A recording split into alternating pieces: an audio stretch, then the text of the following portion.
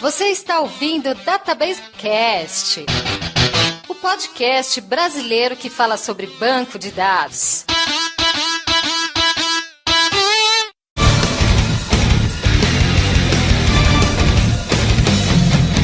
Olá pessoal, meu nome é Mauro Picchiani e Oracle Supercluster parece o nome de uma arma do vilão do James Bond. Oi gente, aqui é o Wagner Crivellini. Eu já preparei o bloquinho de notas e a caneta. A primeira frase que tem aqui é Engineered Systems. Olá galera, Rodrigo Righetti na área, primeira vez participando. Como diria o meu mentor e amigo Adriano Imbiriba, isso aí até minha sobrinha faz.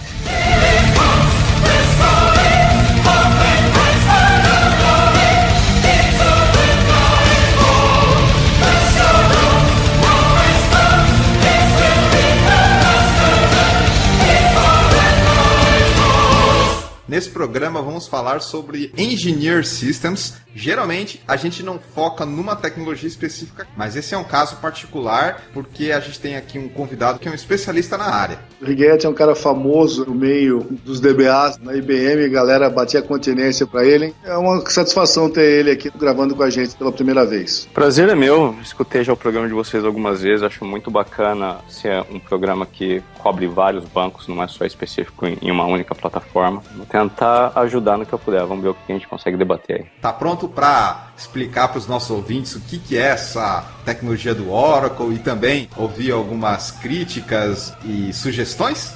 Com certeza, vamos lá. Então vamos lá, falar sobre Engineered Systems, tecnologia que a Oracle fornece, que por trás dela tem Exadata, tem Supercluster e mais um monte de coisa, logo após a leitura de e-mails, comentários e tweets.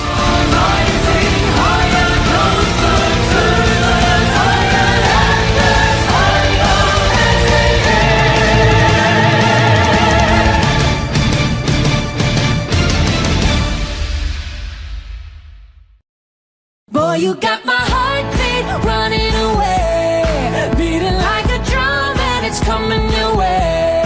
Can't you hear that boom? Leitura de e-mails aqui no Database Cast. Wagner, essa daqui é a última vez no ano de 2015 que a gente faz a interatividade com os nossos ouvintes. Pois é, mais um ano terminando e que bom que tivemos um bom contato com a nossa galera mais uma vez. Antes da gente ir para o feedback dos ouvintes, você já deixou sua barba crescer para sua fantasia de Papai Noel? Não, rapaz, tô até vendo se eu esqueço a barriga em algum lugar pra ver se ela se perde de mim. Ela diminuiu um pouquinho, mas nada assim tão expressivo. Mas se dá uma graninha agora no final do ano, pode até compensar, Wagner. Ah, rapaz, não dá, tô de plantão, não vai dar pra fazer não.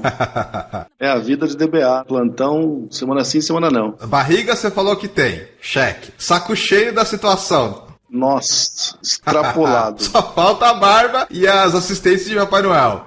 Já tô com o cavanhaque de sempre de novo. E branco, pra piorar. Papai Noel não tem cavanhaque não, tem barba grande, tem que deixar crescer mais um pouco. E aí vai ficar muito parecido com o Papai Noel, o resto do ano vai ser complicado.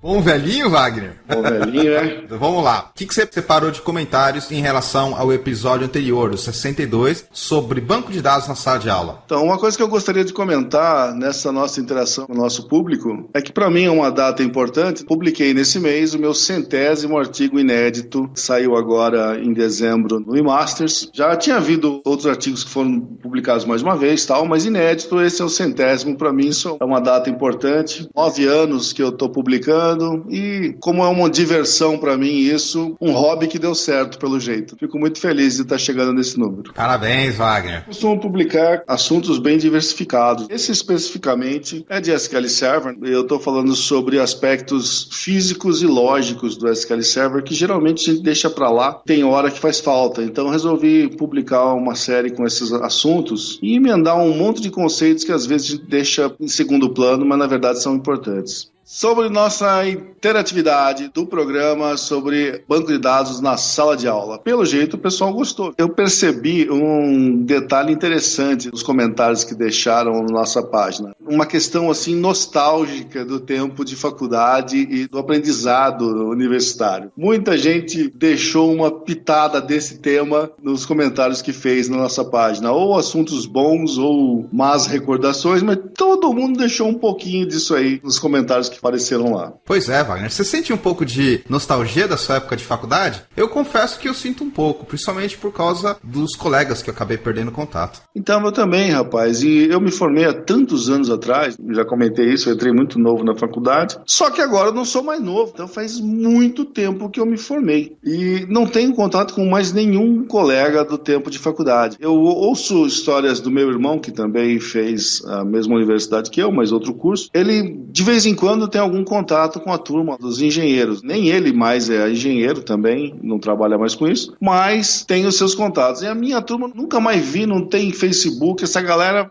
nem um pouquinho de nerd eles são, cara. Eu tenho até alguns colegas que até inclusive trabalham na área. Vamos ver se um dia eu chamo para gravar aqui com a gente. Eu separei 3 comentários aqui. O primeiro deles é do Leonardo Chagas. Eu separei porque tem um detalhe interessante aqui na conversa dele. O Leonardo diz que descobriu o nosso podcast faz pouco tempo. Então, deixa eu ler aqui as palavras dele. Trabalho com BI e moro em Recife. Como em toda grande cidade, diariamente perco grande parte da minha vida no trânsito. Ou melhor, perdia. Depois que conheci o Databasecast, a ida e vinda ao trabalho se tornou um download gigantesco de conhecimento. Como conheci o projeto recentemente, estou baixando todos os Databasecast na sequência. Coloco no pendrive e escuto no carro. Até minha esposa, que muitas vezes vai comigo, está aprendendo. Parabéns pelo projeto e nunca parem. Muito obrigado, Leonardo. Só tô com dó da tua esposa ter que virar nerd por obrigação. Isso daí tá no contratinho chamado casamento, Wagner. É na alegria e na tristeza. Será que essa é a alegria ou é a tristeza? Também não sei. Não é fácil, não. O segundo comentário que eu separei é até de um convidado aqui que vira e mexe, tá fazendo programa com a gente, o Ayrton Lastori, ouviu o programa também e deixou seu comentário. Aliás, abraço, Ayrton. Papo muito bom. Também dei aulas de otimização de banco de dados na FATEC e concordo com a maioria das colocações. Acho que o desafio de ganhar a atenção do aluno cresce cada vez mais. Hoje temos muitos cursos online de altíssima qualidade e a molecada cobrará algo do mesmo nível em sala de aula. Outro desafio do professor nos dias de hoje é ensinar o valor de pensar, debruçar-se sobre um problema e se aprofundar. Concordo totalmente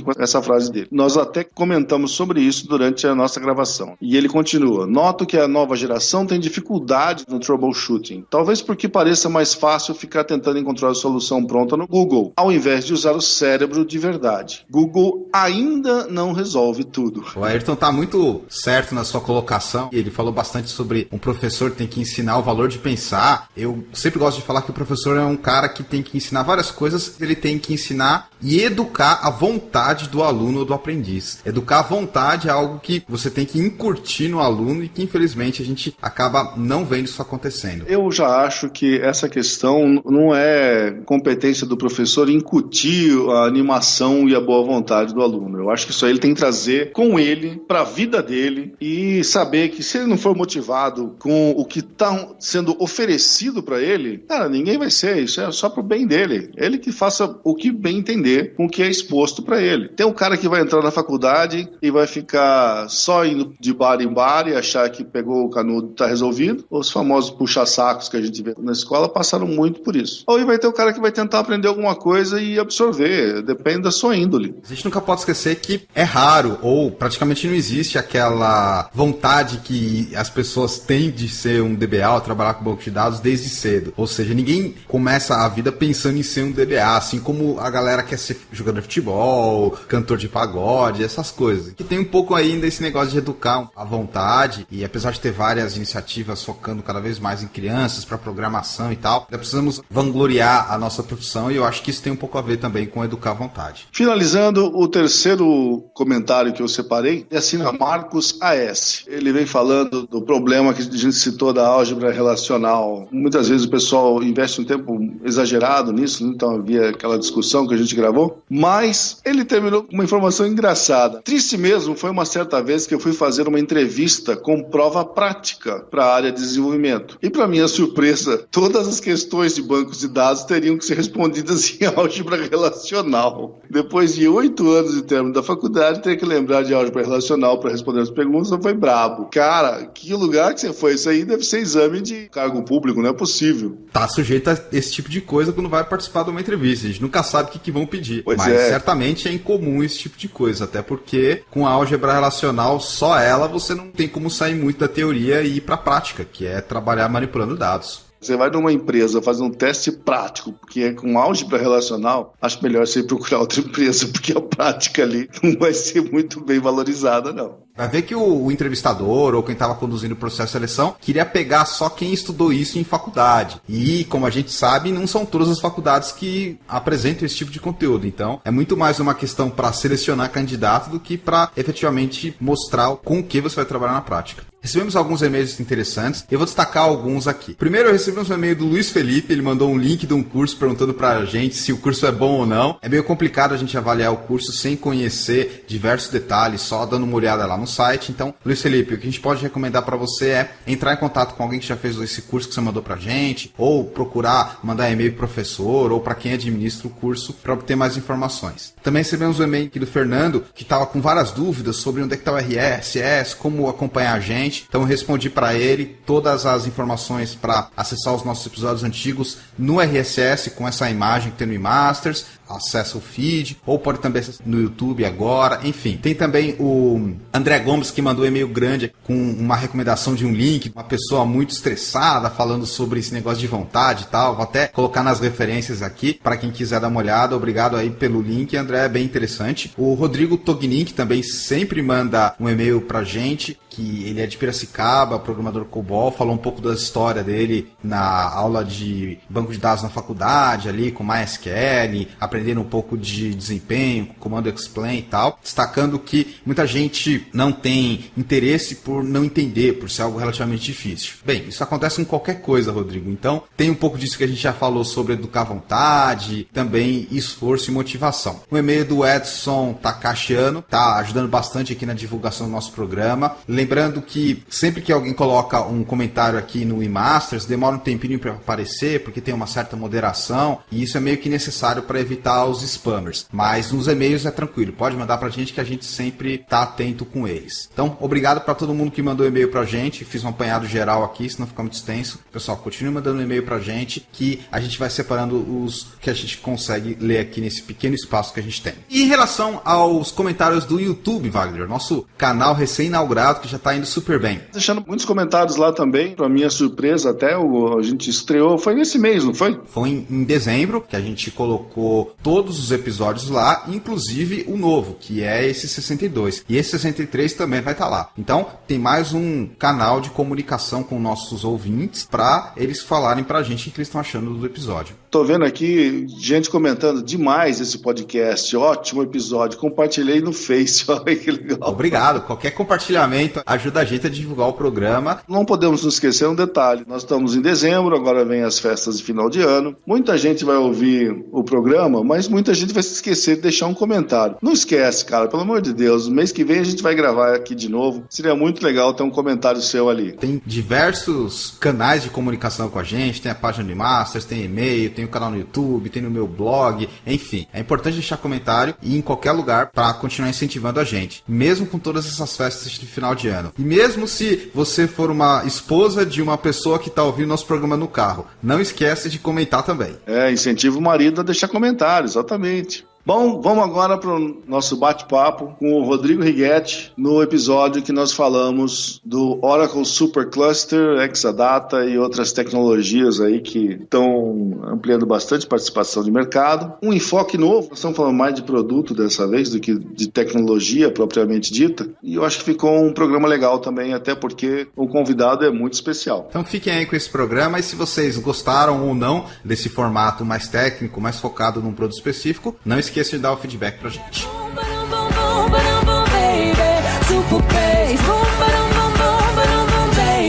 Super Bass.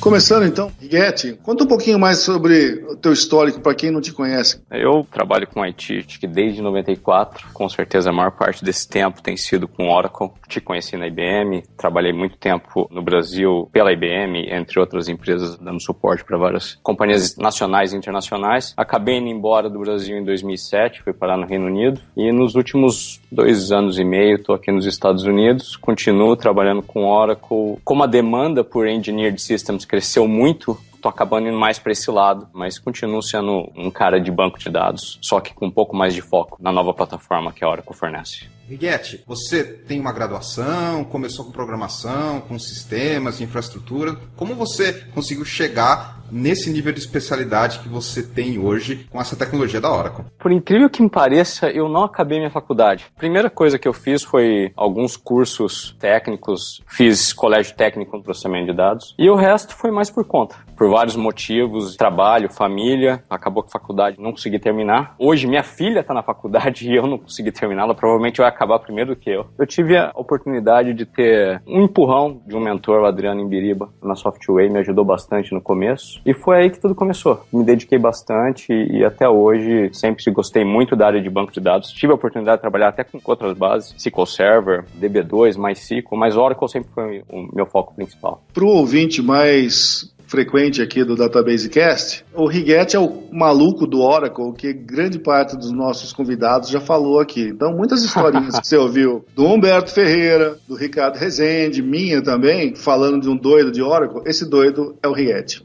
Muito prazer. Eu espero não ser tão doido assim. Eu acho que simplesmente eu gosto muito da tecnologia. Acho que é questão doida porque eu sempre fui um daqueles garotos que todo brinquedo que ganhava dos pais queria entender como é que funcionava. E não foi diferente com tecnologia. Sempre que eu ganhava um computador novo ou vinha um software novo, eu queria realmente entender a fundo como isso funcionava. E por isso que acabei pegando um pouco essa fama de doido, por querer sempre entender um pouco a mais o que acontece behind the scenes. O que esse produto está fazendo. E é por isso essa fama, acredito eu. Tá certo. E com relação aos Engineered Systems, como é que você entrou por esse caminho? A demanda do mercado, dá um pouco de história, da onde saiu isso? A princípio, a Oracle, o maior sucesso dela ocorreu por ser multiplataforma. Você consegue colocar em Windows, Linux, Solaris, qualquer coisa. Teve grande dificuldade em outros mercados, como, por exemplo, brigar com plataformas de data warehouse, como Teradata, o NetEase, entre outros. A Oracle, quando saiu a versão 10, que teve a criação do ASM, que é o gerenciamento de storage, já deu a entender que estava partindo para um lado de querer poder ter um pouco mais de controle de máquina, como um DB2, como um mainframe, por exemplo, que a IBM já existia há muito tempo. Exato. Era mais rumor, não tinha nada específico no mercado dizendo que a Oracle ia partir para esse lado, mas não demorou muito quando eles compraram a Sun. Até antes da compra da Sun, na verdade tem uma história antes da Sun. Eles fizeram uma parceria com a HP, foi aí que nasceu, na verdade, o Engineered Systems. Eles fizeram uma parceria com a HP, o projeto se chamava Sage, se eu não me engano, que acho que é Storage Appliance for Grid Environments. Alguma coisa do tipo. E a ideia era criar um hardware que tivesse uma certa inteligência para trabalhar com banco de dados Oracle. Teoricamente, a história diz que isso iria ser portável para qualquer outra plataforma. Mas aí a Oracle foi e comprou a Sun.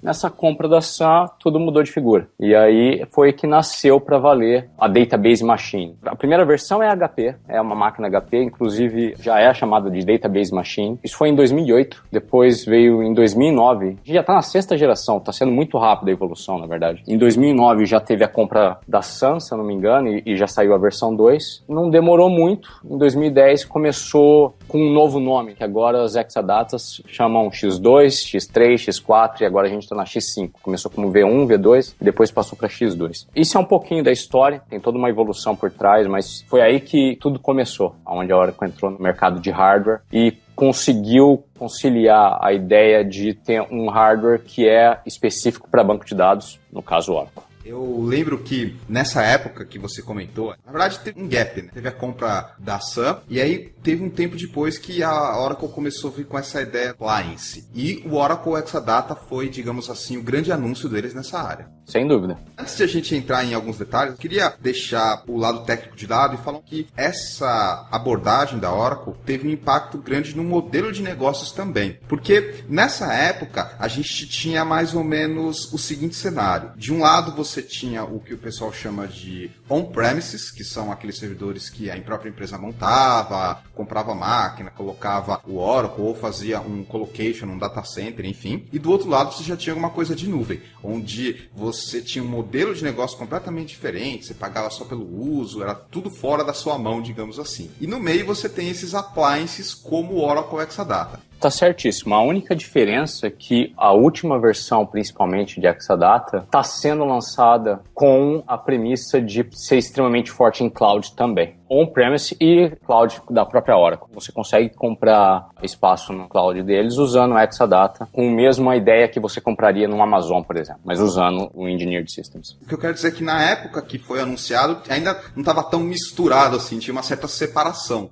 Separação total. É a evolução do mercado que está partindo totalmente para cloud. Acabei de vir do Oracle Open World, não tinha outra palavra a não ser cloud. E uma das coisas que impactou bastante foi essa maneira, digamos assim, intermediária. Você tinha do lado o on-premises, que muitas empresas continuavam e ainda continuam, e do outro lado o cloud. E aí no meio tinha esses appliances. Óbvio que a gente está citando aqui o da Oracle, mas também tinha da Teradata, da Microsoft, com SQL Server e outros. Então tinha o modelo de negócios deles diferente. E era uma coisa que, a princípio, quando eu vi pela primeira vez num evento aqui no Brasil, lá do Buob, conversei bastante com alguns colegas meus e eu até brinquei que agora a Oracle fala o seguinte: a gente te vende um rack inteiro com tudo o que você precisa e tem aqui um saco de plástico com parafuso e peça sobressalente. Era mais ou menos essa ideia? Acredito que sim, vale sem dúvida a analogia. Mudou bastante o mercado com a entrada do Exadata, sem dúvida nenhuma, em vários aspectos. Antes você tinha o princípio de Oracle, como eu falei anteriormente, um banco extremamente forte em OLTP, mas que deixava a desejar para Data Warehouse. As primeiras versões do Exadata nem se considerava para OLTP, foi só a entrada da Oracle para tentar brigar com Teradata e brigar no mercado de Data Warehouse. A partir da terceira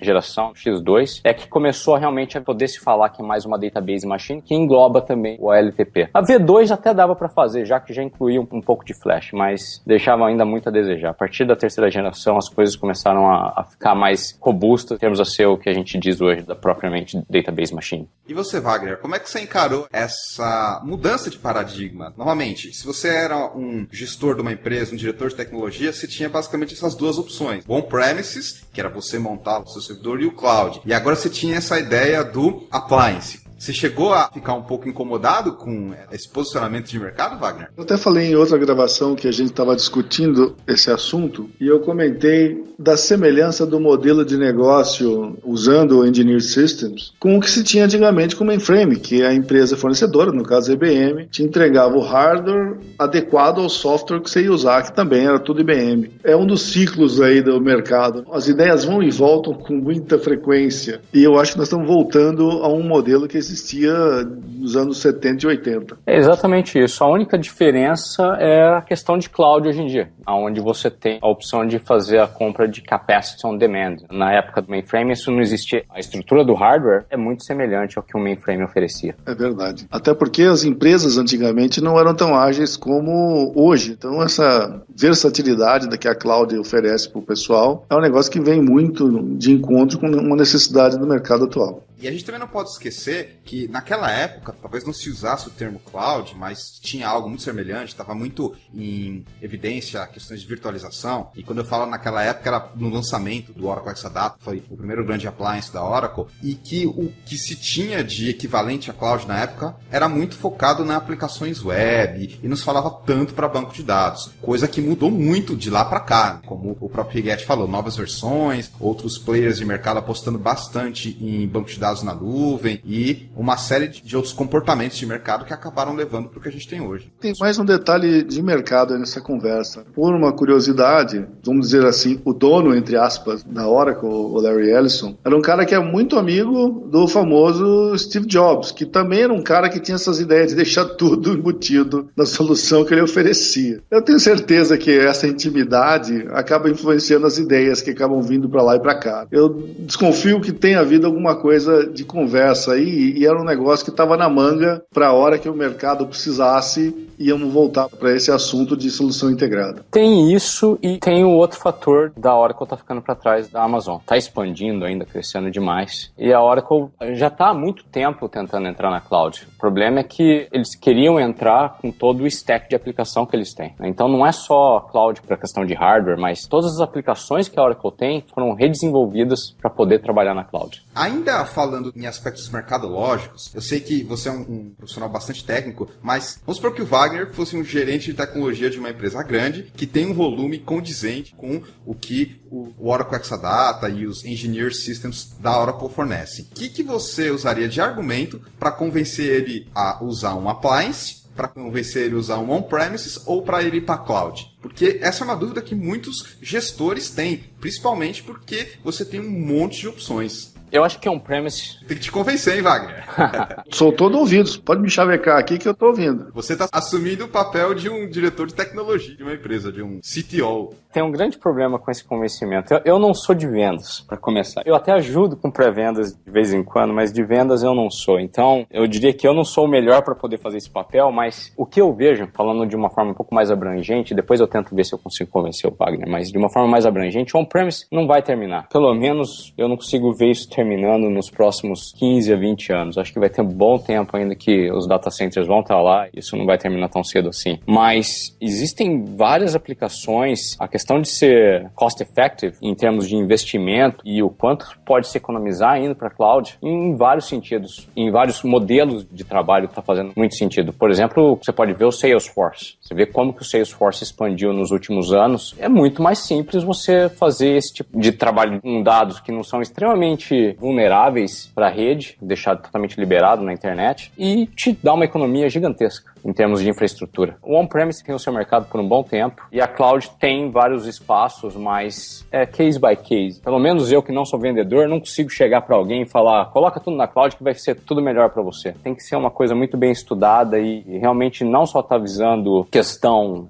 econômica, mas tem questão de segurança, tem várias outras implicações que precisam ser analisadas. As empresas que estão investindo pesado em vender cloud, como Oracle, Amazon, estão oferecendo uma estrutura muito legal, mas ainda, teoricamente, apesar de já ter um mercado consolidado, para grandes empresas ainda é uma coisa muito difícil de visualizar essa mudança, principalmente em aplicações financeiras e dados que são um pouco mais sigilosos, né? Não te convenci, eu tenho certeza. Conheço muito pouco esse argumento técnico aí, eu só fiquei mais preocupado com a questão da segurança que ele falou. Isso é uma dúvida de muita gente, não só de diretores de tecnologia, vice-presidentes, mas também do pessoal da área técnica, que muitas vezes é consultado e precisa dar uma resposta para dizer para que lado que eu vou. Eu vou para esse, para aquele, para cá, enfim. Eu acho que primeiro você tem que conhecer as características e vantagens de cada uma delas, de cada uma das suas opções, até porque essas características às vezes se misturam, como o próprio Rigetti falou, hoje em dia está todo mundo cada vez mais misturado, às vezes você está no cloud, mas por trás tem um appliance, ou às vezes você quer montar um on-premises e aí você já está usando uma tecnologia que está lá no cloud, enfim, não está muito definido, mas é importante ter as características, vantagens e desvantagens de cada um e colocar na mesa os números de custo, os números de profissional que você vai ter, os números de licença, enfim, eu acho que esse é um caminho mais, digamos assim,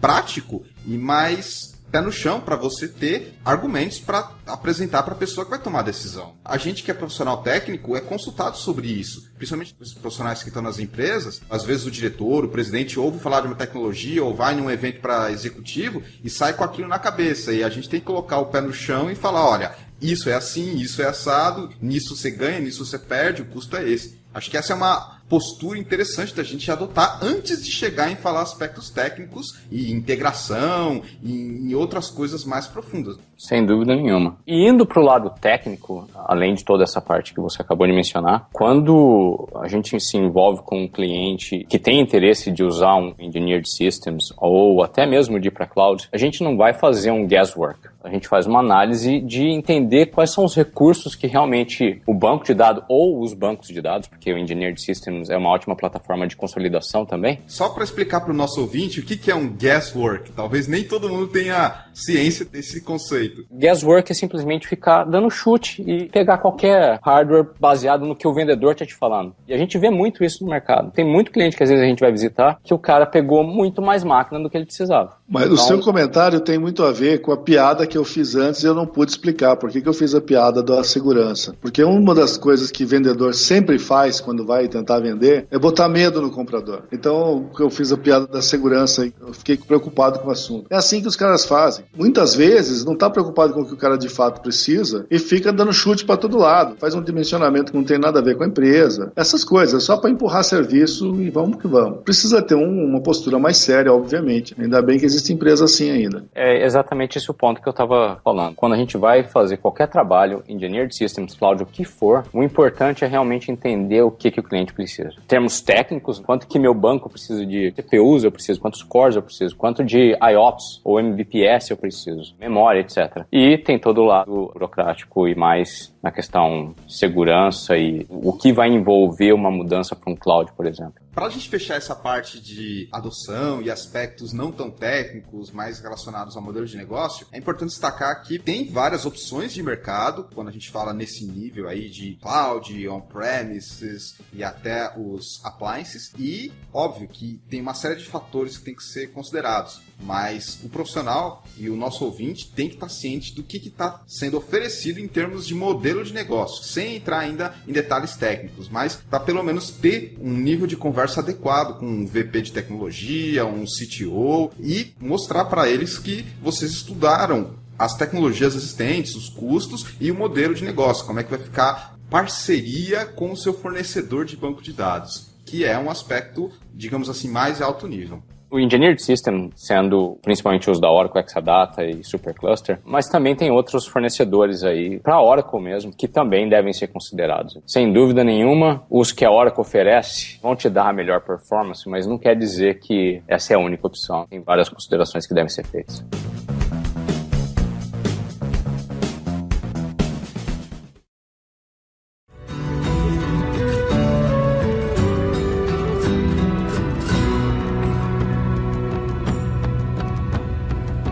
Agora que a gente já falou sobre aspectos de negócio, de alto nível, focando em adoção e aquela conversa relacionada com quem vai ser o meu fornecedor, baseados em custos, etc. Vamos falar sobre alguns aspectos técnicos dos Engineered Systems, obviamente da Oracle e também de outros. Eu lembro que quando eu comecei a ouvir falar sobre essa abordagem, em particular da Oracle, eu fiquei muito ligado com a palavra hardware, ou seja, nas palestras, no material, o pessoal falava muito em hardware. E isso até foi uma coisa que eu não gostei muito. Vou falar por que eu não gostei mais pra frente. Mas tem esse foco forte mesmo em hardware. Eu fiquei com essa ideia na cabeça que foi um investimento maior no hardware do que no software. E eu acho que isso se manteve na evolução das versões novas dos Engineered Systems. Com certeza, a parte de hardware é fenomenal. Qualquer Engineered System, desde as opções mais simples, o que você tem de capacidade de storage, network com InfiniBand, é um equipamento fantástico. Então, a parte de hardware não é de se desconsiderar, mas o maior benefício ainda está na arquitetura e na parte de software. Porque essa estrutura de hardware, de certa forma, você consegue montar alguma coisa similar com equipamentos até mesmo da Oracle ou de outros fornecedores. Então, em termos de capacidade, você consegue fazer alguma coisa parecida, mas pela diferença do que o software faz, é aonde o Exadata e o Supercluster, que nada mais é do que um Exadata que usa Solaris, Spark, vai fazer o diferencial. Wagner também ficou com essa impressão quando você ouviu falar nessas tecnologias que tinham um enfoque bem maior no hardware do que no software? Eu não achei que o enfoque era maior no hardware do que no software, mas que era uma surpresa sempre foi. Esse é um assunto que a gente tem conversado já há algum tempo, até sem conhecer detalhes do que os grandes players estavam oferecendo no mercado, a gente estava falando dessa história dos bancos de dados começarem a ter uma integração mais com o sistema operacional, com a administração da máquina e assim vai. Era uma tendência, né, cara? A gente estava vendo isso acontecer. Uma coisa que o Wagner comentou, e que eu já vinha acompanhando, é que realmente a Oracle estava investindo bastante nessa integração com hardware. Então você já vinha ouvido falar de, primeiro, um sistema de arquivos específico para rodar o Oracle, aí ela começou com o Oracle Linux, então você via que ela estava cada vez mais se aproximando, digamos assim, nesse nível de software do hardware. Então, para as coisas ficarem cada vez mais integradas, que era legal. Portanto, era natural de se esperar que ela chegasse nesse nível, que foi o lançamento do Exadata. Agora você tem o rack inteiro aqui, com o hardware homologado, tudo pronto para você. Isso foi bem legal, porque mostrou a evolução da Oracle, melhorando cada vez mais drivers, melhorando a integração com o sistema operacional, até o ponto de você chegar lá no Database Engine. Mas, uma coisa que eu não gostei logo que eu vi foi alguns aspectos relacionados justamente a isso. Então, vamos lá, deixa eu me explicar. Uma das coisas que o Righetti falou foi a evolução que houve na arquitetura como um todo quando a Oracle começou a investir em tecnologias de transmissão como o InfiniBand, que já existiam. Então, isso foi um ponto que muita gente comemorou quando ouviu falar que a Oracle agora tem InfiniBand. Com certeza, ainda mais pela questão do Oracle Rack. Fez um diferencial enorme. Pois é, muita gente gostou. E eu também falei assim, pô, legal. O Oracle tá começando a usar coisas que o pessoal de HPC, High Performance Computing, processamento altamente paralelo, já usava faz um bom tempo. Então, isso foi uma coisa bacana. Só que, quando eu comecei a estudar, eu vi que meio que parou por aí. Ou seja, legal, eles investiram em hardware, investiram em uma solução fechadinha, numa caixinha, melhoraram o sistema operacional, melhoraram os drivers, mas eu senti que faltou muita coisa. Ou seja, eles fizeram um trabalho legal nesses aspectos, mas faltou alguma inovação maior no sentido de coisas diferentes. Por exemplo, nesse evento que teve aí do lançamento do Oracle Exadata, tinha 2.000 pessoas na palestra, todo mundo batendo palma pro cara que fez a demonstração do Oracle Exadata, e aí eu levantei a mão e falei, legal, vocês estão investindo em algumas coisas que já vem da área de HPC, mas vocês vão parar por aí? Por exemplo, vocês vão começar a colocar processamento de GPU dentro do banco de dados? Aí o palestrante fez aquela cara assim de quem não estava esperando a pergunta e falou, não, veja bem, não é por aí, a gente está começando a dar um passo e tal. E isso deixou claro, pelo menos para mim, que eles estão investindo até certo ponto, mas tem coisas que eles não estão indo além, que eles poderiam estar muito mais avançadas. Um outro exemplo claro disso é o uso de novas tecnologias de engine, como o Column Store, ou mesmo técnicas que vêm da área acadêmica para melhorar ali o software do banco de dados que não estão sendo evoluídos. Talvez eu esteja completamente enganado, Righetti, mas eu fiquei com a sensação clara que eles estão evoluindo, mas não para uma direção que eles poderiam ter um ganho muito melhor. Eles estão indo mais para um outro lado e deixando uma grande parte de coisas que eles poderiam fazer para trazer algo ainda melhor. E por isso que eu não fiquei tão empolgado assim com essa ideia do Exadata. Óbvio que eu acompanhei a X2, X3 e realmente confirmou minhas expectativas que eles estão indo para uma outra direção. Você não está errado no que você viu quando o Exadata foi lançado. Tanto que o foco realmente foi a Oracle dar uma startup na briga por Data Warehouse. Essa foi a ideia inicial. Mas não veio nada que foi surpreendente nesses aspectos que você mencionou. Mas agora, ainda mais com a versão 12C do banco, que saiu já faz algum tempo, as coisas mudaram bastante. E não só isso, mas principalmente em relação ao novo processador M7 que a Oracle está lançando, as coisas prometem ter um pulo gigantesco em relação à tecnologia que hoje se tem para trabalhar com banco de dados, com o software em silicon, ou seja, tem software de banco que está sendo colocado diretamente no processador. Esse é o novo ponto em que a Oracle está focando, principalmente para o supercluster, mas ainda assim, com os processadores Intel no Exadata e com a versão nova do 12C, tem o In-Memory Database, que usa o formato colunar, tem o HCC Compression, Hybrid Column Compression, que já existia antes na versão 11, onde se usa também tecnologia colunar para fazer compressão e que te dá um nível de compressão estupendo. Em média, você vai pegar de 6, 10 vezes de compressão. Eu, no campo, já vi 150. É claro que varia muito dependendo do tipo de dados que você está usando, mas mesmo antes, teve bastante inovação no que a Oracle fez, principalmente para quem usa produtos Oracle, né? Onde que eles passaram para o nível de storage certa inteligência do banco. Não foi muita coisa no começo, mas já foi suficiente para fazer um diferencial enorme. A gente chama de o secret sauce do Exadata. 3 features que são as mais básicas, depois tem várias outras, mas é a Column Projection, Predicate Filtering e Storage Index. São as 3 features mais básicas que vieram com o Exadata e que, principalmente para a questão de Data Warehouse e para a questão de batch, porque por mais que a gente fale que um banco seja LTP, sempre tem alguma coisa de report ou batch processing. Então, acaba ajudando de uma forma ou de outra. Esses 3 caras já fizeram um diferencial enorme. E hoje a gente já tem mais coisa, como eu estava falando, né? O in-memory, tem a questão de flash, e dentro do flash tem mais tecnologia colunar, além da HCC, eu consigo usar em flash colunar puro, ou seja, como um HP Vertica faz, similar, não igual, mas parecido com o que o HP Vertica faz. Então, tem bastante coisa. As primeiras versões, é óbvio, foram bem limitadas com a ideia de Data Warehouse, mas hoje evoluiu muito. A gente pode debater um pouco mais essas features com mais detalhes, sem dúvida. De novo, Righetti, todas essas features e adições e hardware que você comentou, para mim eu não achei nada novo e realmente inovador. Você citou alguma adesão aos novos modelos colunares, isso é bacana, mas também, novamente, nada de novo. O Stoneybreaker já vem com essas ideias em papers de 2010, 2001. Também você citou o uso de processador e instrução SQL dentro do processador. Novamente, a ideia de fazer um SQL chip vem forte desde 98, 99. E tem também algumas outras coisas que a Oracle fez em relação à utilização de storage, você falou, que também, novamente, não são o estado da arte do meu ponto de vista. Talvez não seja crítico demais, mas, por favor, entenda. Eu tenho um background acadêmico muito forte, então eu vejo muitas coisas legais surgirem anos antes nessa área acadêmica, através de papers de conferências e journals, e poucas delas sendo aproveitadas, entendeu? Então, por isso que eu ainda fico assim, os caras tendo por uma direção meio que, digamos assim, acompanhando o mercado e tal, e aí de repente explode uma coisa como o Hadoop, que faz um barulhão, porque realmente foi algo muito diferente do que está sendo feito, e aí eu vejo a Oracle aproveitando e tal. Então,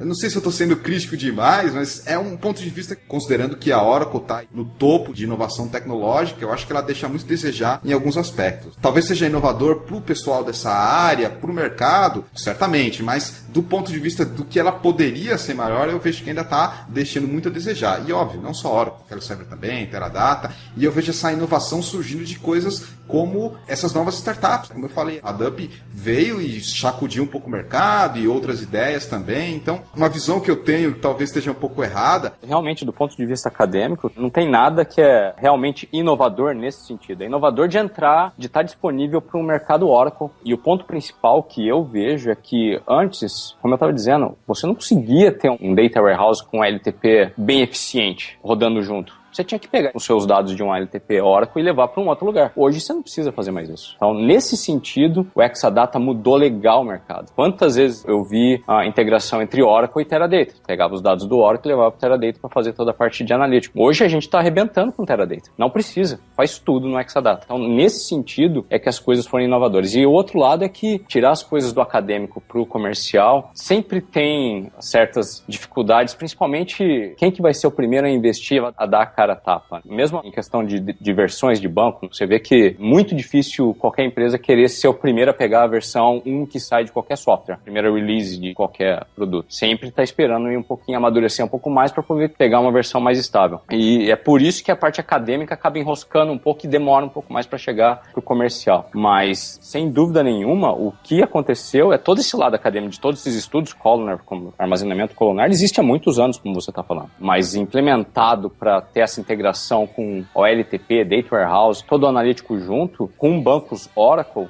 que é a grande maioria do mercado, era extremamente complexo antes de se executar. Hoje está muito mais fácil. Cara, eu dou graças a Deus que os produtos de mercado não incorporam as novidades na velocidade com que eles aparecem como parte do nosso conhecimento aí, produção acadêmica. Pelo simples fato de que o usuário padrão mal consegue acompanhar o básico do que a gente faz. Se a gente começasse a lançar novidades o tempo todo, a gente ia muito rapidamente se perder, cara. Eu vejo o nego até hoje fazendo cada erro grosseiro das coisas mais imbecis, mais básicas possíveis dentro da nossa área, tipo normalização de banco, definição de um índice. Putz, cara, se você começar a inventar muita coisa, os negros vão se perder mais rápido ainda. Isso que você falou faz sentido para tecnologias que são focadas para o usuário final, que não é o que a gente está discutindo aqui. Está discutindo tecnologia que vai lá dentro do engine do banco, vai lá se integrar com o hardware. Então, tem um pouco disso também, mas não é tão claro quanto as tecnologias voltadas para o usuário final. Concordo contigo, Mauro, mas acontece que um índice colunar também está aberto para o usuário final. O cara não sabe o que é isso, velho. Não usuário final, mas sim DBA, que não é o usuário final. Ah, mas usuários finais criam índices em banco, meu amigo. Então aí tem um outro problema de processo, porque a gente está falando num DBA Oracle, que supõe que já tem um certo nível de conhecimento e certamente não é o usuário final. É assim que a maioria das empresas funciona, Mauro. E isso é um problema sério, porque o cara vê uma novidade e quer fazer graça. Hoje, por exemplo, nós achamos um índice non-clustered num campo varchar max no SQL Server. É um campo que aceita 2 GB por registro. Aí, a consulta estava péssima, porque aquele índice mais atrapalhava do que ajudava.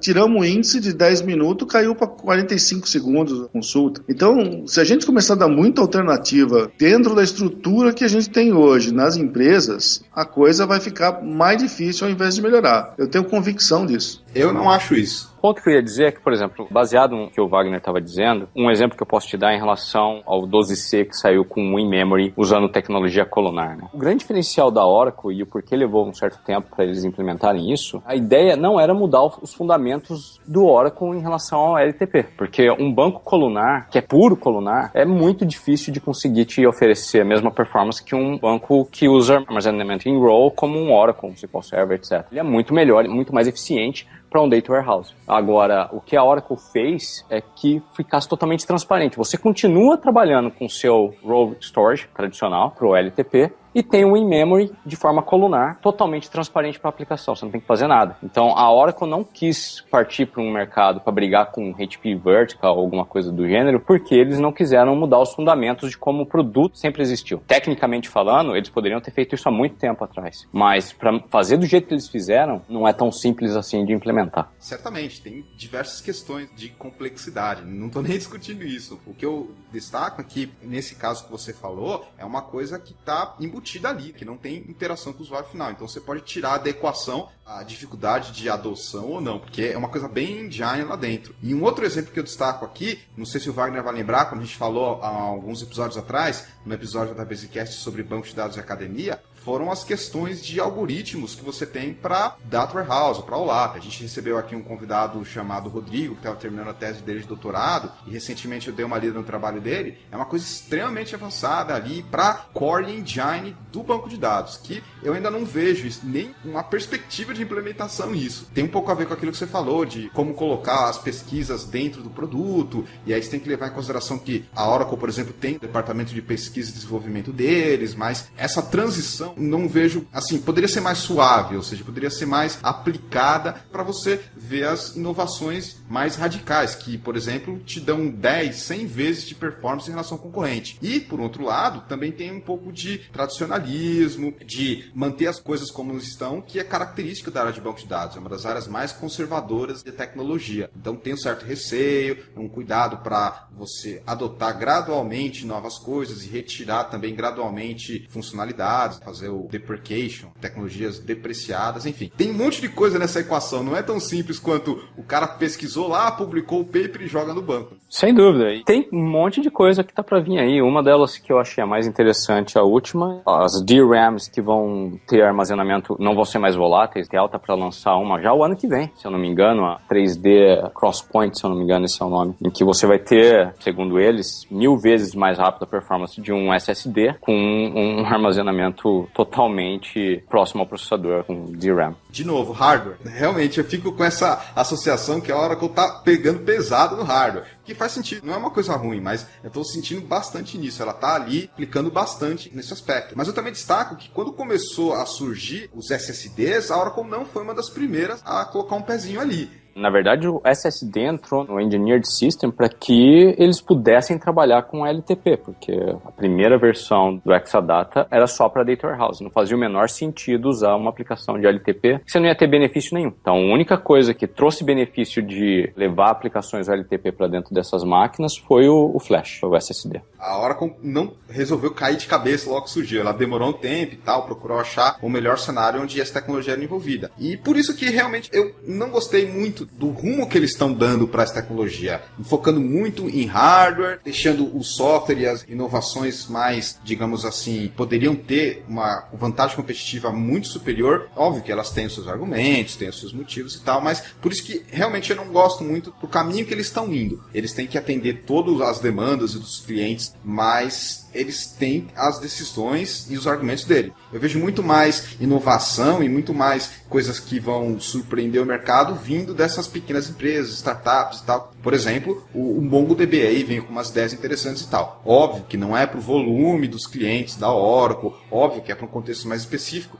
mas do ponto de vista de inovação, estou vendo surgir antes, ser implementado antes em outros locais, não na hora. Por todos aqueles motivos que a gente comentou. Né? Eu acho que eles até são agressivos demais, para ser sincero. Para quem é DBA Oracle, sabe que, principalmente se você começa a trabalhar com as primeiras releases que saem, você vai ter que encarar uma certa quantidade razoável de bugs. E essa quantidade de bugs acontece porque já é um produto bem flexível. A quantidade de features que você tem dentro do Oracle, tudo que você consegue fazer dentro desse produto, no ponto de vista comercial, já é extraordinário. Dificilmente você imagina uma aplicação que você precisa de mais feature ainda para ser criado dentro desse banco. E eles ainda sempre lançam coisas novas, como eu falei. As primeiras versões te dão um pouco de dor de cabeça, depois começa a estabilizar. Se eles fossem mais rápido que isso, ia ser muito disruptive. Fugiu a palavra agora. Disruptivo. Isso. O passo que eles usam para lançar não tá tão fora da realidade do que o mercado permite. Não dá para eles serem mais rápidos do que está sendo. Ainda mais porque hardware está sendo, como eu falei, a Intel vai lançar o hardware o ano que vem. Sem dúvida, a Oracle vai ter que colocar esse hardware em uma dessas engineered systems, porque outros vão fazer a mesma coisa. Não vai ser só a Oracle. A IBM não vai perder tempo de pegar essa memória e começar a usar nas máquinas dela. Cisco, entre todas as outras por aí, vão fazer a mesma coisa e a Oracle não pode ficar para trás. Esse é um dos motivos pelos quais eu acho que falar bastante hardware não é uma vantagem tão competitiva assim, porque afinal de contas, a Oracle não faz todo o hardware, então é meio que um commodity. Né? Hoje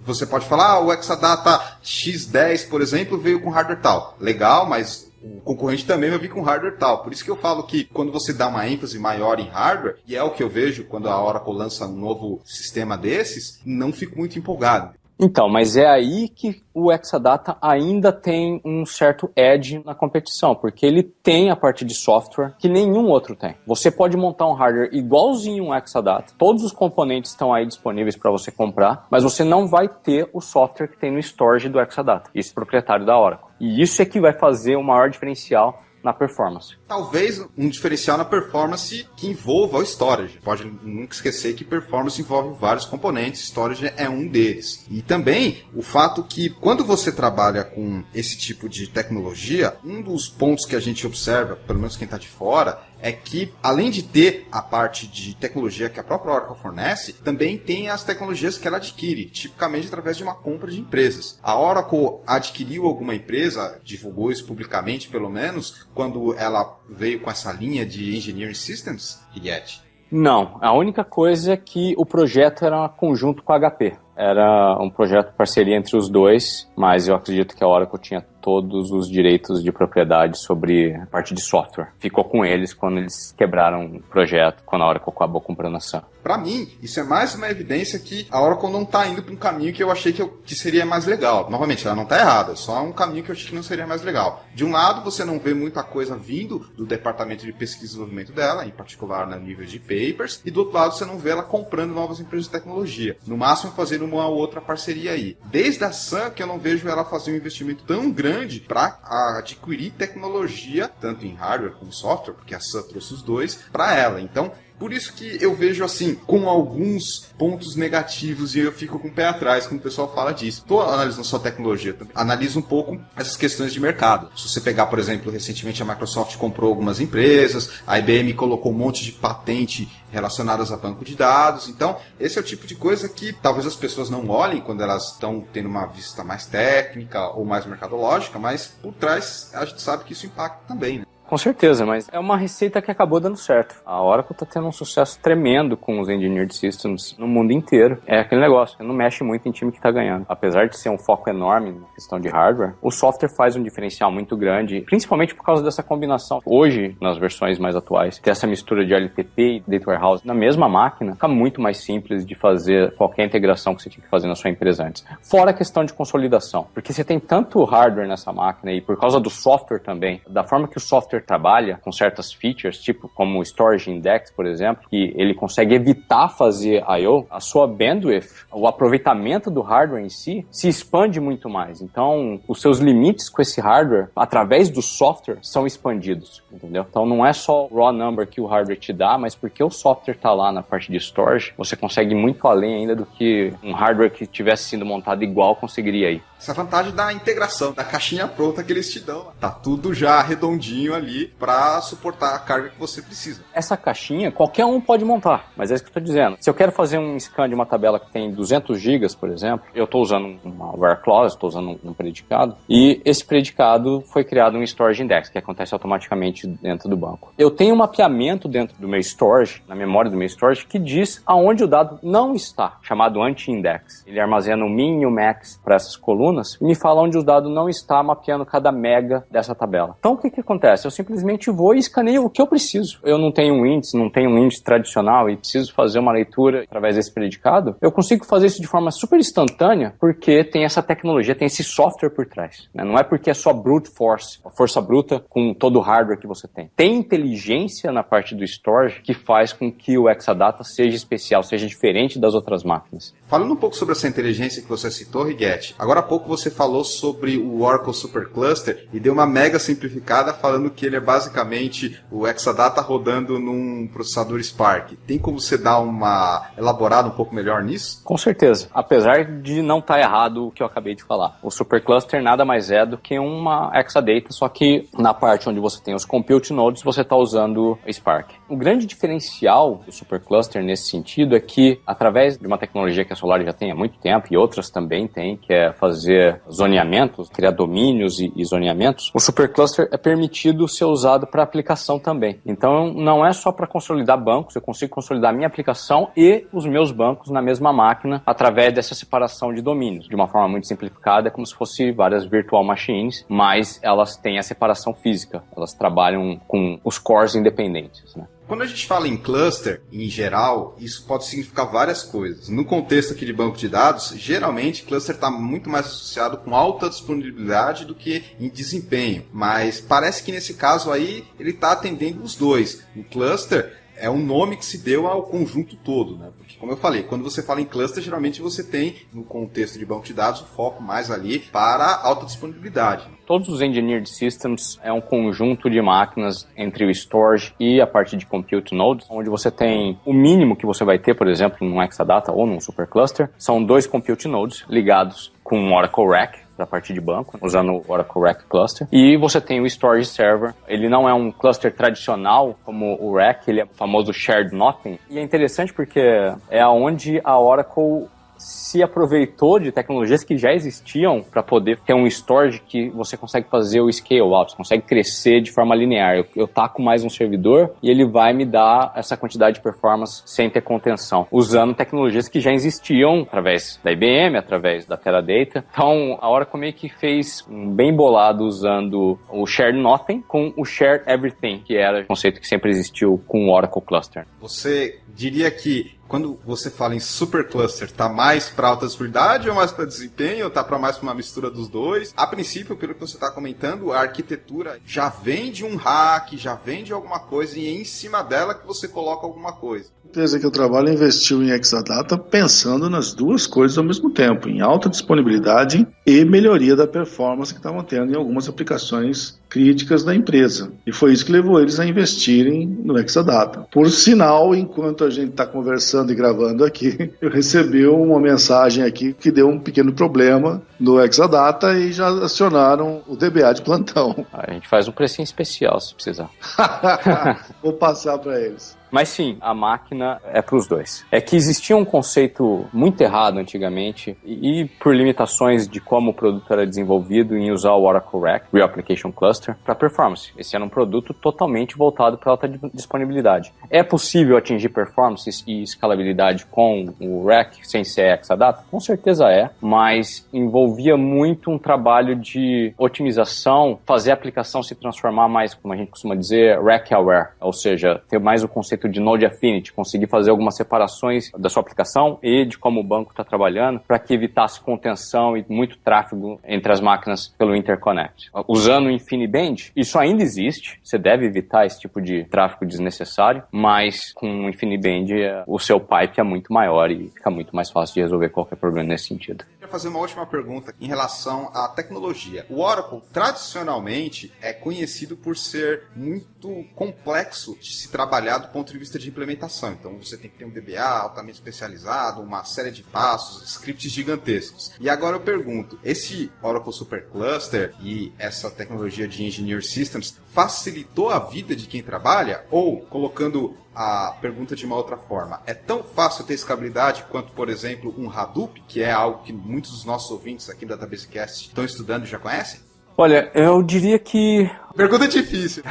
Tem que pôr na fogueira. Não, tranquilo. É aquele negócio. Se você estudou, é fácil. Senão, não é tão simples quanto um Hadoop, sem dúvida nenhuma. A máquina é bem mais complexa. Mas, de uma forma tradicional, quando você ia montar um cluster, um Oracle Rack tradicional, com storage, fazer toda a infraestrutura, é muito mais fácil. A máquina vem prontinha, você tem que só fazer a parte de cabeamento, geralmente a Oracle vai fazer, ou alguma empresa especializada como a que eu trabalho faz. Existe um script, no qual você põe todas as configurações, IP, como que você quer a estrutura de disco, e a máquina está pronta, pode começar a usar. Então, nesse sentido, a máquina é muito mais fácil de fazer a implementação do que montar qualquer cluster que você fosse fazer da forma tradicional, onde você tem que envolver pessoal de storage, pessoal de network e toda aquela bagunça que todo mundo está acostumado. É óbvio que, quando dá algum problema, o DBA, o formato de DBA tradicional mudou. Eu não ligo mais para o meu storage para resolver um problema de Exadata. Em muitos casos, não vou nem ligar para o meu System Administrator. O DBA está se transformando em DNA, o Database Machine Administrator. Então, existe essa adaptação. Pode ser tão traumático quanto exciting, depende de quão interessada a pessoa estiver em aprender, mas não é rocket science. No meu ponto de vista, eu acho muito mais fácil de trabalhar do que qualquer outro ambiente que esteja suportando o Oracle.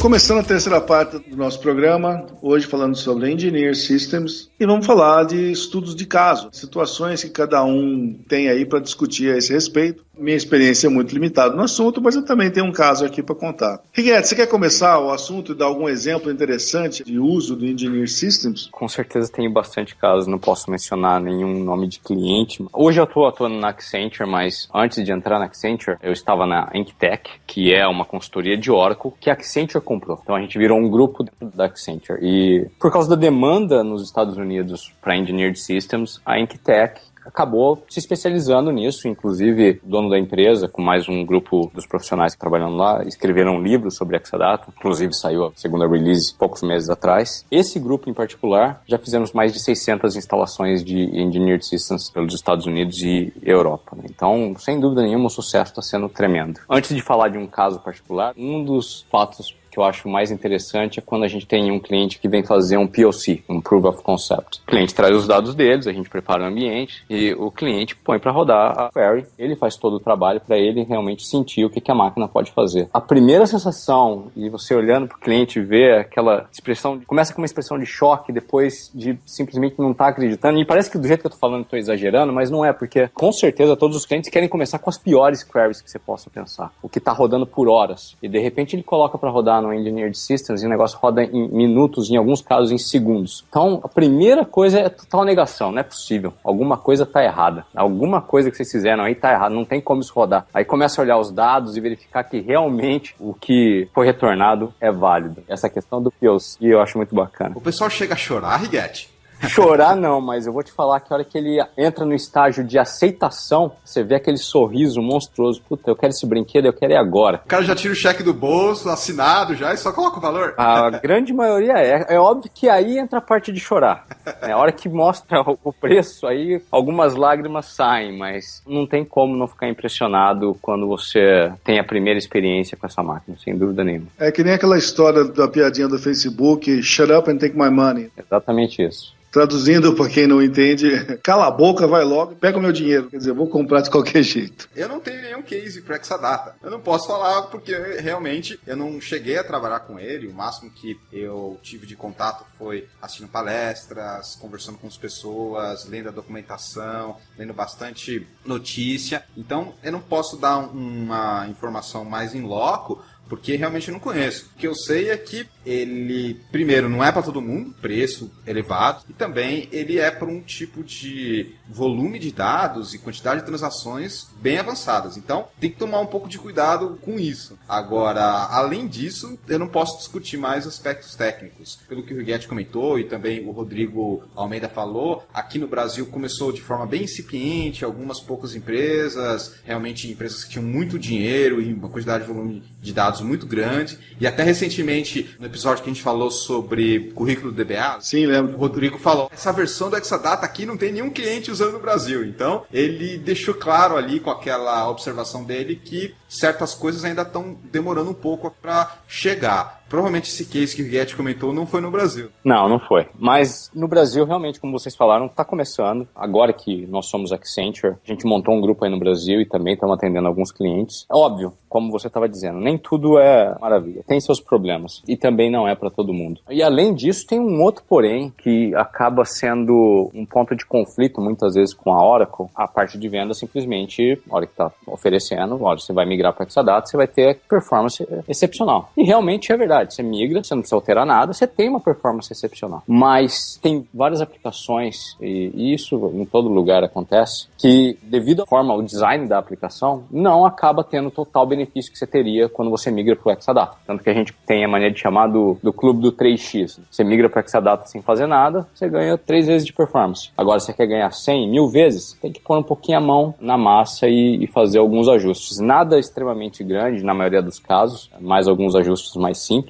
Existem casos, o mais tradicional é o chamado row by row, slow by slow. Por exemplo, se precisa fazer update em milhares de registros numa tabela, ao invés de fazer o update de uma vez só, você roda isso dentro de um loop, fazendo poucos registros de uma vez. No Exadata, para ter todo o benefício, tem que fazer de uma vez só. E mesmo fora do Exadata, esse é um outro ponto, mesmo fora do Exadata, trabalhar com set-based, ao invés de row by row, é um método mais eficiente na maioria dos casos. É óbvio que dependendo do hardware que você tem, você vai chegar ao ponto em que você precisa aplicar um divide and conquer no seu código para poder fazer uma distribuição dos recursos de uma forma melhor, e no Exadata você tem muito menos essa limitação. O nosso grupo, principalmente, se dá muito bem com os clientes em fazer esse ajuste, é mover eles do clube do 3x para realmente poder tirar todo o proveito da máquina que ele está pagando, que não é nem um pouquinho barata, como você mencionou. É óbvio que essa questão de barato ou não, essa questão de custo, é muito mais complexa. Ainda mais quando você está falando em termos de consolidação. Tem um projeto que a gente está participando agora, que é para um banco aqui nos Estados Unidos, em que eles estão querendo consolidar 4.000 bases em Exadata, entendeu? Então, em termos de redução de licença para eles, não só a questão de performance, eles vão fazer uma economia enorme. Eles vão diminuir o parque deles de uma forma monstruosa. Então, é possível economizar dinheiro com essa máquina, mas, novamente, não é para qualquer um. E até a Oracle mesmo oferece, digamos que, mini engineered systems, que é o chamado Oracle Database Appliance, onde é uma máquina também preparada em cluster, que tem flash, mas é para clientes com demandas mais simples, não necessidade de migrar diretamente para um Exadata.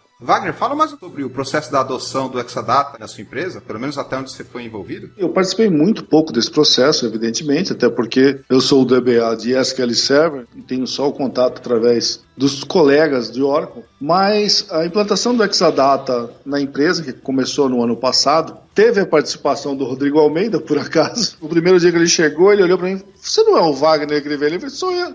Você é o Rodrigo. Eu falei, pô, cara, quanto tempo. Maior coincidência do mundo, afinal de contas, eu não estou na cidade de São Paulo, estou no interior. E tem um motivo para isso, porque geralmente quem mete a mão no Exadata aqui no Brasil é a Oracle Ace. E tem aí meia dúzia de Oracle Ace no Brasil. Fazia sentido que ele estivesse aí. E o Laurentes também é, se não me engano, ele também gravou aqui com a gente. Houve no começo, vamos dizer assim, algumas reclamações, porque o pessoal estava se adaptando à nova realidade e tal. Mas hoje, passado um ano, a coisa está bem estável. As reclamações de performance, pelo que eu tenho percebido do lado de lá do pessoal de Oracle, têm sido muito menores, muito raro você ver alguém reclamando. E o pessoal aparentemente está bastante satisfeito com o Exadata, cara. Como estou falando, eu não tenho a vivência direta, estou comentando o que eu ouço meus colegas falando. Eu não botei a mão no Exadata. Até porque não é para qualquer um, tem que ser especialista para mexer com a coisa. Você sabe alguns detalhes do tipo qual a versão, se está num data center próprio, se está num nuvem? Tenho poucas informações, ele está num data center próprio, até porque o nosso data center é aqui em Piracicaba mesmo, foi construído aqui. A versão eu não sei dizer, eu sei que uma das coisas que roda lá dentro é SAP.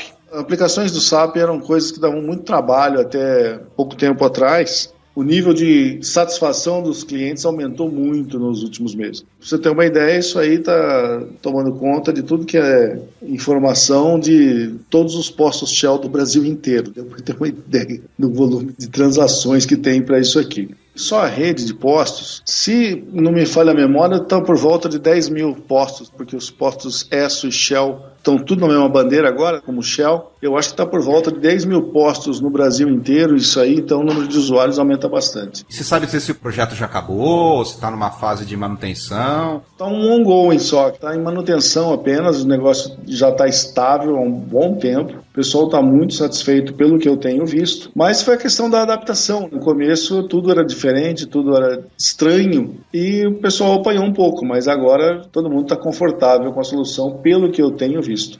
E do ponto de vista pessoal, Wagner, você acha que você vai acabar indo para esse lado ou você faz questão de não ir para o Oracle Exadata, porque afinal de contas é sua empresa e imagino eu que deve ter algum tipo de oportunidade se você quiser se esforçar e redirecionar sua carreira para esse lado. Na realidade, uns tempos para cá, o que eu tenho feito, procurar me expandir para coisas mais novas, soluções menores, mas que são novidade e não tem ninguém que abrace. Outros softwares como os NoSQL da vida, eu comecei a estudar isso com essa intenção. A minha intenção, então, não é ir para mais um SGBD relacional, mas sim alguma coisa de tecnologia diferente. Mas se tivesse oportunidade, você iria... Veja bem, aí tem uma questão estratégica, porque uma vez que eu decidi ir para um lado de Oracle em uma solução Engineered System, eu entro como júnior.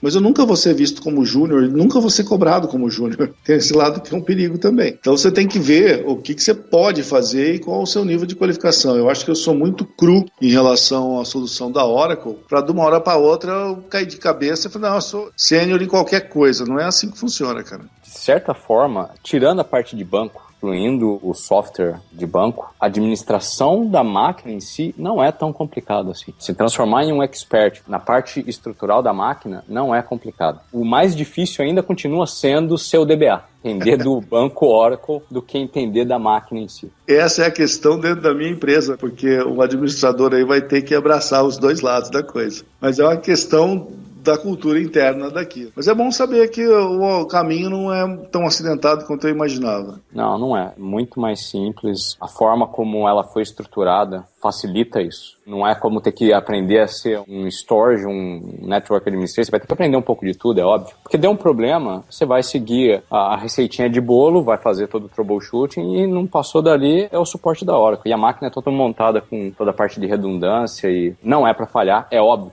Existem casos em que a redundância já falhou, infelizmente teve um caso alguns dias atrás, mas um dos motivos é porque o hardware estava muito desatualizado. A falta de manutenção acabou levando ao estado em que ocorreu esse problema. É um lado que realmente é importante para todos os clientes que estão querendo usar o Engineered Systems e já estão usando, é essa adaptação. Ainda assim, não é uma máquina que você simplesmente coloca lá no canto e não tem que fazer nada com ela. Você tem que manter essa máquina. Você pode tanto contratar os serviços da Oracle ou evoluir o seu pessoal, melhorar os skills do seu pessoal para essa direção ou contratar outros consultores que trabalhem com isso. Mas ela necessita todo o trabalho de monitoramento e manutenção como qualquer outro ambiente. Que é uma característica do appliance. Se fosse na nuvem, por exemplo, você não tinha isso. Exatamente. Se você quer estar freehand, não tem que pôr a mão em nada, é cloud, sem dúvida nenhuma. Mas aí você está pagando para alguém fazer o serviço. É que nem a história do nego que compra o carro 0 km, não troca nem óleo e depois fica reclamando que o carro não funciona. Pô, brincadeira. No caso do suporte que você acabou comentando, aí, dependendo do nível do seu problema, você tem que chegar lá nos caras da Oracle, é o máximo que você vai. Ou seja, você não precisa chegar num ponto de contratar um suporte de uma Hitachi ou de uma empresa que tem o seu storage. Ou seja, você não chega nesse ponto. O máximo que você vai é até a Oracle e acabou, né? Exatamente. Você não precisa chegar numa Dell, numa HP, não. Chega na hora que para ali, né? De forma alguma. Tá tudo com a Oracle. Alguns clientes hesitam de querer pegar um Engineered System exatamente por esse motivo, porque vai se prender com o Oracle, mas tem o contra-argumento que se você já está usando o banco da Oracle,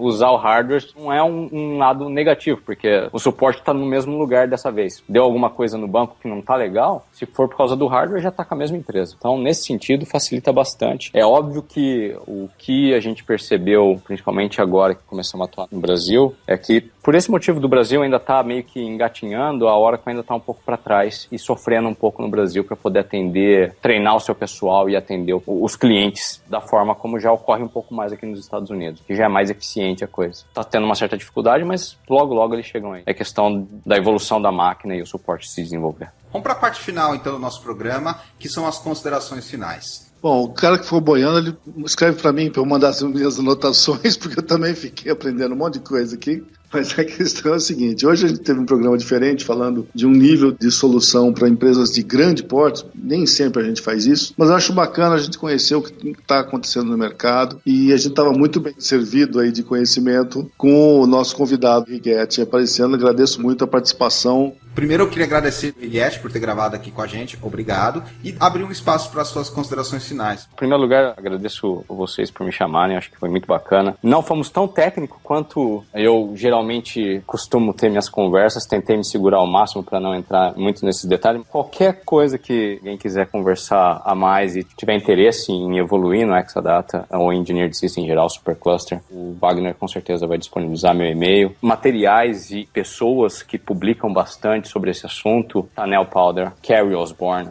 meu chefe, inclusive, entre outros, Carrie Millsap. Tem uma galera que trabalha legal e que publica muita coisa, Arup Nunda, próprio Alex, que faz parte do nosso grupo agora no Brasil, Alex Zabala. Vai ser um prazer poder colaborar com qualquer um que tiver interesse em entender mais sobre esse assunto. Que agradece, Righetti. Queria dizer que quem escutou esse programa e ficou com dúvidas, não se desespere. Geralmente quando a gente fala mais a fundo do Oracle é assim mesmo, tem muita coisa para estudar, tem muito conceito, muitos detalhes, mas a gente deu um overview geral, principalmente em relação a mercado, adoção, modelo de negócio, falamos também um pouco da parte técnica. Vale a pena se aprofundar nessas questões do Oracle, porque no Brasil, pelo menos, pode estar ainda incipiente, começando, mas tem um potencial enorme de crescer, um mercado de trabalho grande, vai precisar de gente, vai precisar de profissional especializado e não tem jeito, você vai ter que se esforçar, correr atrás, porque é difícil você receber todo o conhecimento necessário de uma vez só, sem ter um esforço muito grande, principalmente quando a gente fala de Oracle. Com isso a gente termina esse episódio do Database Cast. Mais uma vez, obrigado a toda a nossa audiência, um grande abraço pessoal e até a próxima.